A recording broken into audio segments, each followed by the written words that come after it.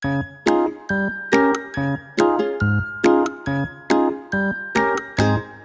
selamat pagi keluargaku. Renungan firman Tuhan hari ini saya ambil dari kitab 1 Samuel pasal 17 ayatnya yang ke-37.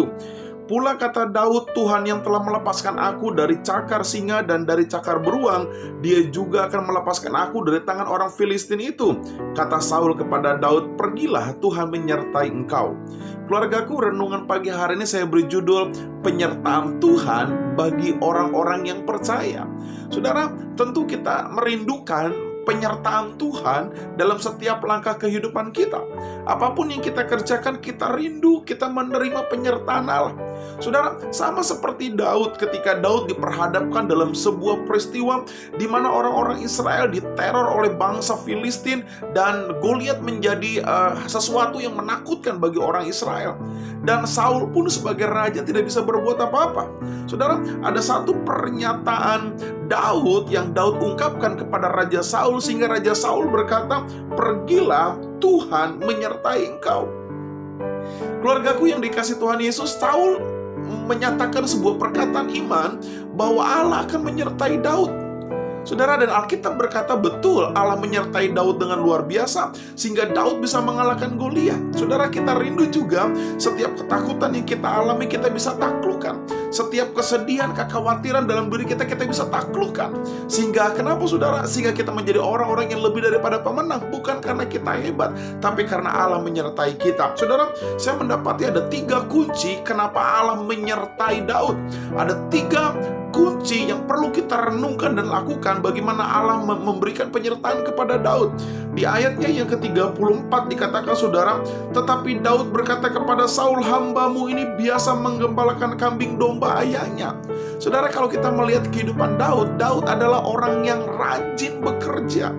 Daud bukan orang yang malas. Sebagai orang yang diurapi Tuhan, Daud bukan orang yang santai, tapi Daud melakukan tanggung jawabnya. Kembali tema kita bulan ini bahwa untuk kita menerima penyertaan Tuhan, Allah suka dengan orang-orang yang rajin bekerja.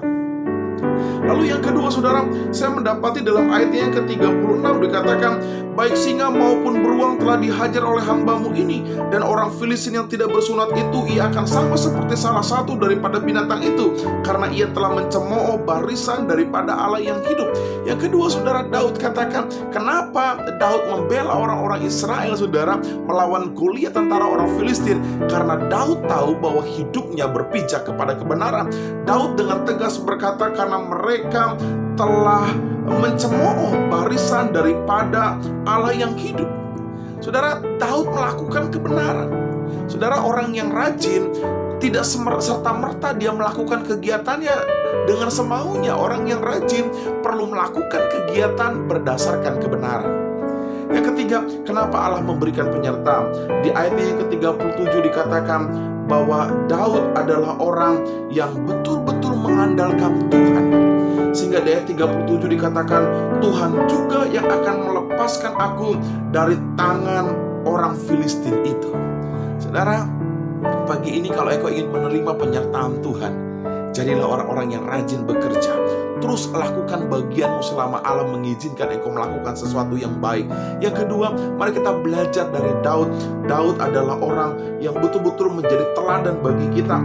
Daud adalah orang-orang yang sungguh-sungguh berpijak kepada kebenaran, hidup dalam kebenaran firman Allah. Dan ketiga, Daud menjadikan Tuhan sebagai penolong hidupnya. Selamat pagi keluargaku, Tuhan memberkati kita semua. Shalom.